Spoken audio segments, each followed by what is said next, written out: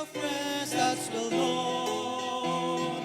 You have no other such a friend or brother. Tell it to Jesus alone. Do the tears flow down your cheeks unbeaten? Tell it to Jesus. Tell it to Jesus. Have you seen that women's eyes are hidden? Tell it to Jesus alone. Tell it to Jesus. Tell it to Jesus. He's a friend that's well known.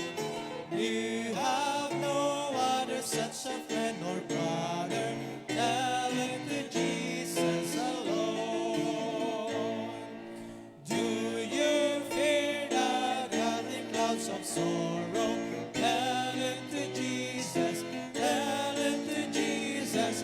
Are you anxious? What shall be tomorrow? Tell it to Jesus alone. Tell it to Jesus. Tell it to Jesus. He's a friend that will know. You have no other such a friend or brother. Tell it to Jesus alone. Amen. Next song. At the cross. Amen.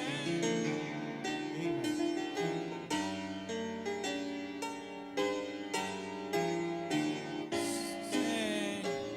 Alas, and did my Savior bleed, and did my sovereign die? Would he devote that sacred act for such a worm as I? At the cross where I first saw the light, and the burden of my heart rolled away. It was there by faith I received my sight, and now I am happy all the day. Was it for crimes that I have done? He groaned upon the tree. Amazing pity, grace unknown, and love beyond degree. At the cross where I first saw the light, and the burden of my heart rolled away. It was there by faith I received my sight, and now I am happy all the day. The drops of grief and eerie pain, the debt of love I owe. Dear Lord, I give myself away. Is all that I can do. At the cross where I first saw the light, and the burden of my heart rolled away. It was there by faith I received my sight, and now I am happy all the day. Another song, Constantly Abiding.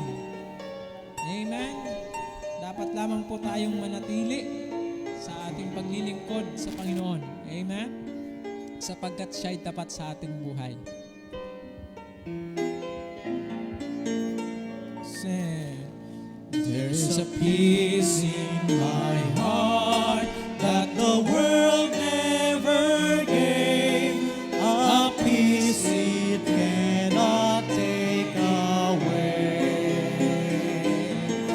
Though the trials of life may surround like a cloud, I've a peace that has come there to stay.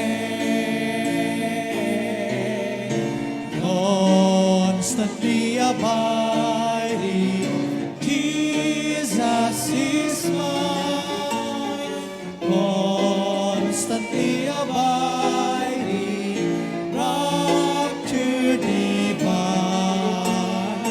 He never leaves me alone.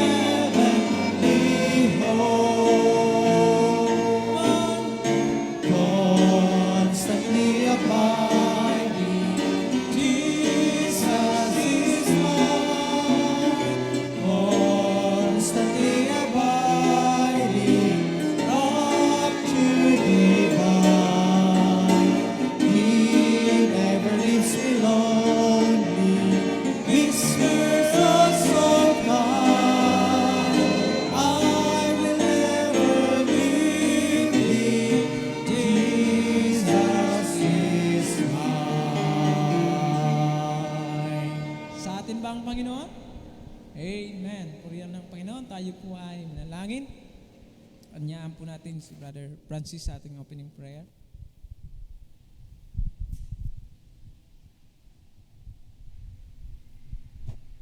Tayo po ay mananalangin.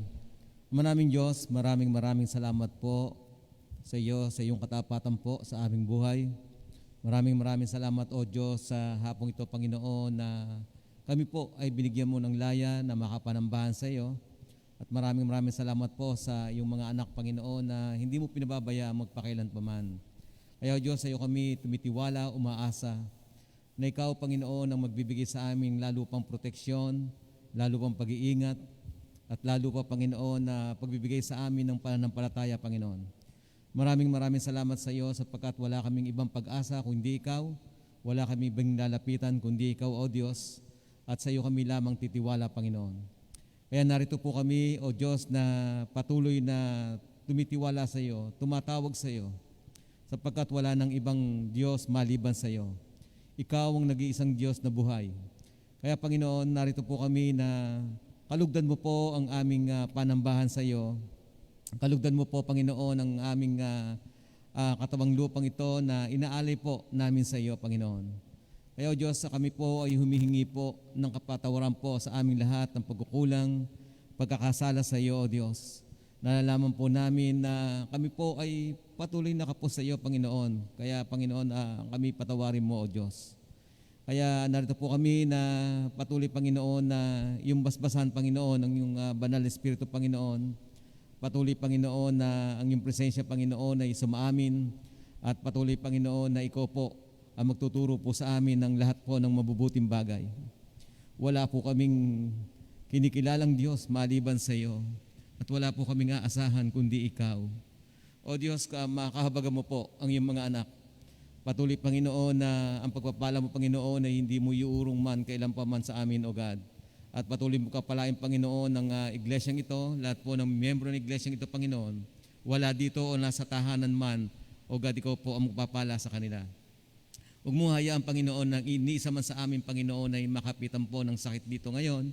At aasa kami, Panginoon, na kung meron man na magkakasakit po sa iyong mga anak, Panginoon, ito itatawid mo, O God. Kaya, O Diyos, sa iyo kami patuloy na aasa, titiwala, Panginoon, na ikaw, Panginoon, ang patuloy po na magbibigay, Panginoon, ng bakod po sa aming kanya-kanyang pamilya. Patuloy, Panginoon, na likha mo kami, Panginoon, ng puso na patuloy po na nagtitiwala sa iyo. Puso, Panginoon, na patuloy na sumusunod sa iyo, Panginoon, hanggang sa huling panahon, O God. Kaya narito po kami na aasa po sa iyong mabuting biyaya, Panginoon. Palain mo po ang aming pastor, na ikaw po patuloy pa magbibigay pa ng lalo pang higit na palakasan po ng pananampalataya sa iyo. At huwag mo nga alisin man, Panginoon, hindi kailan pa man ang iyong salita sa kanyang puso, Panginoon. Patuloy, Panginoon, na panatilihin mo po ang kanyang pagsamba sa iyo, ang kanyang paglilingkod sa iyo, Panginoon. At patuloy, Panginoon, na ikaw lamang kanyang paglingkuran habang siya ay nabubuhay, Panginoon. Kaya, O Diyos, narito po kami na ikaw ang aming aasahan at wala nang iba. Muli, O Diyos, pagpalain mo po ang pangangaral ng iyong salita ngayong hapon na patuloy po na ito po, Panginoon, ay maging kalakasan po namin, karunungan, Panginoon. At patuloy, Panginoon, na ito magbigay sa amin ng pagpapatuloy, Panginoon, sa iyo. Kaya, Diyos, maraming salamat po. Inaalala po namin ang aming bayan, O God, na ikaw po magpapala, O Diyos. Maraming salamat po. At sa araw po na ito, Panginoon, narito po kami ngayon na haharap sa iyo. Likha mo kami, Panginoon, ng puso, Panginoon, na bukas, puso makpakumbaba. At patuloy, Panginoon, ang iyong salita, Panginoon, ang siyang aming maging karunungan, Panginoon. Maraming salamat po. Ito hiling at dalangin po namin, tangi lang po sa pangalan ng aming Panginoong Hesus. Amen. Tinatawagan ko po si Brother Cedric at si Brother Early po sa ating pagbabasa ng salita ng Diyos. Yes, sir. Brother Early po. Okay po.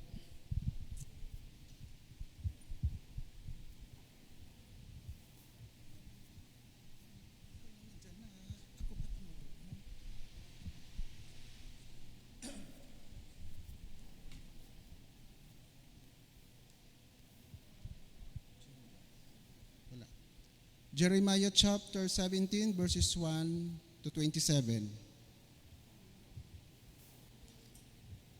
Ang kasalanan ng Juda ay nasulat sa panulat ng bakal at ang dulo ng diamante nakintal sa kanilang puso at sa mga sungay ng iyong mga dambana. Habang naalala ng kanilang mga anak ang kanilang mga dambana at ang kanilang mga asera sa tabi ng mga sariwang puno ng kahoy sa mga mataas na burol. O aking bundok sa parang aking bibigay pagkasamsam ng iyong mga tinatangkilik sa lahat ng iyong lupa at sa lahat ng iyong mga kayamanan at sa inyong mga mataas na dako dahil sa kasalanan sa lahat ng inyong hangganan. At ikaw sa makatuwid bagay ang iyong sarili, mawawalan ka ng iyong mana na ibinigay ko sa iyo. At paglilingkurin kita sa iyong mga kaaway sa lupain na hindi mo nakikilala, sapagkat pinagniningas ninyo ang aking galit na magniningas magpakailanman. Ganito ang sabi ng Panginoon, sumpain ang tao na tumitiwala sa tao at ginagawang laman ang kaniyang bisig at ang puso ay humihiwalay sa Panginoon. Sapagkat siya'y magiging gaya ng kugon sa ilang at hindi makakita pagka ang mabuti ay dumarating, kundi tatahan sa mga tuyong dako sa ilang, lupaing maalat at hindi tinatahanan. Mapalad ang tao na tumitiwala sa Panginoon at ang pag-asa ay sa Panginoon. Sapagkat siya'y magiging parang punong kahoy na itinanim sa tabi ng tubig at naguugad sa tabi ng ilog at hindi matatakot pagka ang init ay dumarating, kundi ang kaniyang dahon ay magiging sariwa at hindi mababalisa sa taon ng pagkatuyo o maglilikat man ang pagbubunga. Ang puso ay magdaraya ng higit kaysa lahat na bagay at totoong masama. Sinong makakaalam? Akong Panginoon ay sumisiyasat ng pag-iisip, aking tinatarok ang mga puso upang magbigay sa bawat tao na ayon sa kanyang lakad, ayon sa bunga ng kinakaniyang mga gawain. Kung paanong lumilimlim ang pugo sa mga itlog na hindi sa kanya, gayon siya ay nagtatangkilik sa mga kayamanan at hindi sa pamamagitan ng matuwid sa kaniyang mga kaarawan ay iiwan niya yaon at sa kaniyang wakas ay magiging mangmang siya. Ang maluwalhating luklukan na naitaas mula ng pasimula ay siyang dako ng aming sanktuaryo. O Panginoon, na pag-asa ng Israel, lahat na